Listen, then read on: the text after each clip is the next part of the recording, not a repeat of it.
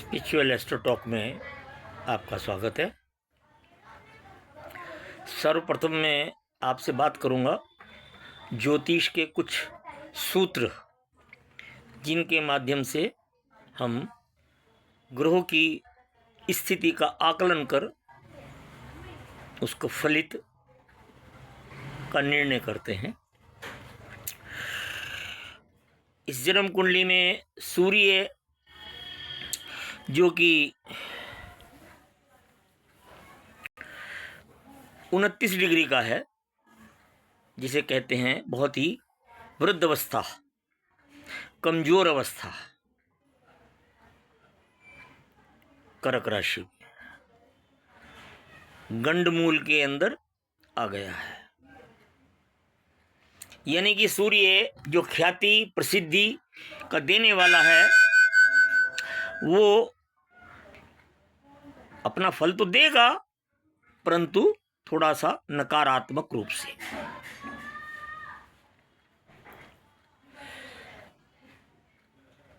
इसके ऊपर राहु की दृष्टि है। राहु की दृष्टि सूर्य के ऊपर या सूर्य और राहु की युति इस बात का संकेत करती है कि गलत रास्ते से हम ख्याति और धन अर्जित करेंगे। मैं आपसे फिर जिक्र करूंगा, यही योग आपको ममता बनर्जी की जन्म कुंडली में भी देखने के लिए मिलेगा। दूसरी बात, गंडमूल में आने के बाद नकारात्मक गुणवत्ता ग्रह के अंदर आती है, जो वो जीव को प्रदान करता है। इसी प्रकार बुध भी गंडमूल नक्षत्र के अंदर विद्यमान है, सिंह राशि के अंदर। बुध जो बुद्धि के देने वाला है, और बुद्धि को इस कदर शार्प, तेज, तर्रार, दूरदर्शी और नकारात्मक दृष्टिकोण से खोजता है कि उसकी बुद्धि इस दिशा के अंदर महारत हासिल कर जाती है अनैतिक, अवैध, निषेध कार्य में। उसकी मिसाल भी मैं आपको दूंगा।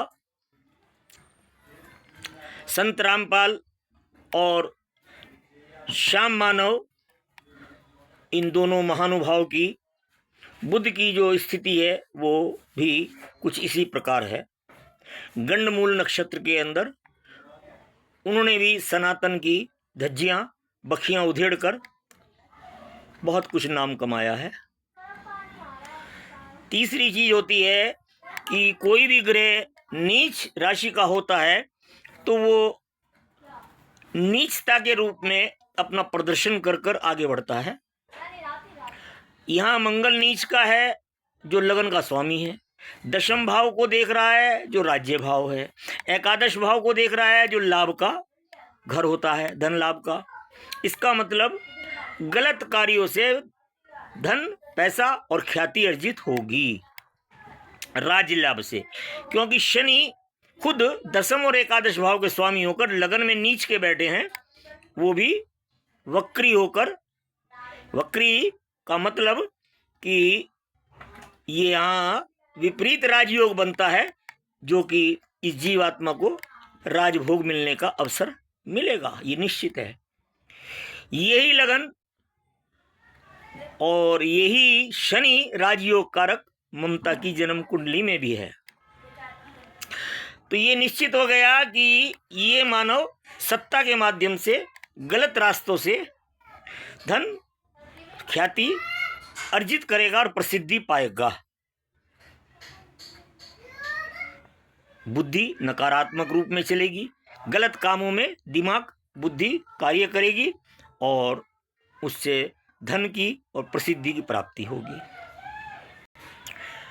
यहाँ पंचम भाव के अंदर सप्तम भाव का स्वामी शुक्र भी विराजमान है। यहाँ ये लव मैरिज का योग बनाता है। तो इस जीवात्मा ने लव मैरिज की है।